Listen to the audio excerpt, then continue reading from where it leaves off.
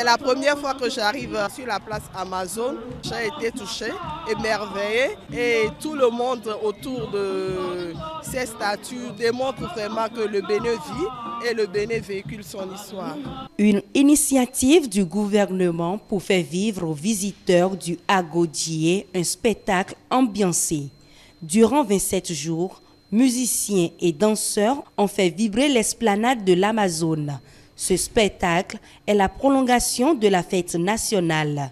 Chante et danse avec l'Amazone, c'est ce qu'a fait les visiteurs, tous enthousiasmés.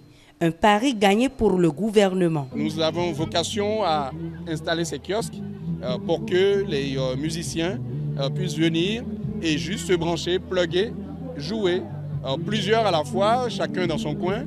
Mais en attendant, nous avons voulu tester et nous avons remarqué que le public a répondu très favorablement, avec enthousiasme, mais principalement les week-ends. Vous avez pu remarquer également que le gouvernement a mis en place des bâches et des tonnelles pour que les Béninois, les visiteurs de l'esplanade, puissent pique-niquer, puissent s'y installer à leur guise. Et c'est pour cela également que nous avons invité et agréé un certain nombre de commerçants, des restaurateurs, des gens pour évidemment vendre des rafraîchissements, des boissons. Et tout cela doit pouvoir créer un écosystème, une petite économie. Une organisation parfaite. À la clôture de cet événement culturel, chacun y répond à sa façon, avec un cocktail de musique béninois et international. Le répertoire béninois a été revisité par une trentaine de compagnies musicales et à peu près 4 compagnies de danse.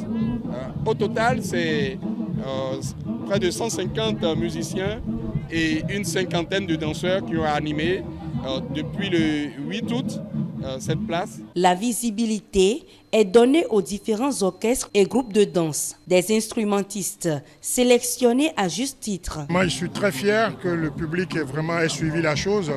Au départ, c'était parti sur des animations acoustiques, mais l'engouement était très vite. Le public s'est accaparé, s'est intéressé, ils sont venus nombreux.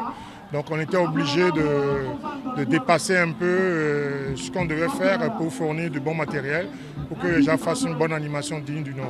Et ça, je félicite tous les orchestres et groupes, même les compagnies de danse qui sont passées, qui ont donné du meilleur d'eux-mêmes et que le public a été vraiment intéressé et ça a vraiment marché.